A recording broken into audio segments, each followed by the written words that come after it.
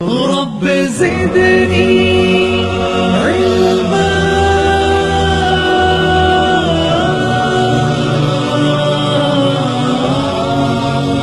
جی، امام بخاری رحمۃ اللہ علیہ کے استاذ کی کتاب ہے مسند حمیدی۔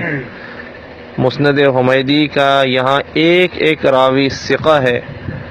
اب اس روایت میں کیا لکھا ہے سنیں۔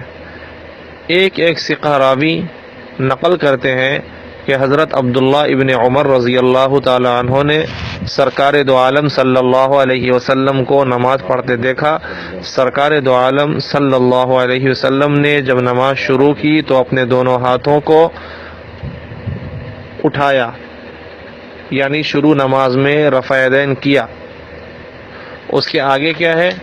پھر اب اس کے بعد رفع یدین نہیں کیا۔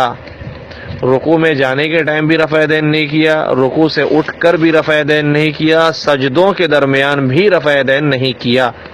تو یہ ہیں عبداللہ ابن عمر رضی اللہ تعالی عنہ، حضور کی نماز کو بیان کر رہے ہیں۔ کتاب لکھنے والے بخاری رحمۃ اللہ علیہ کے استاذ ہیں امام حمیدی۔ کتاب کا نام ہے مسند حمیدی۔ حدیث کا ایک ایک راوی ثقہ ہے۔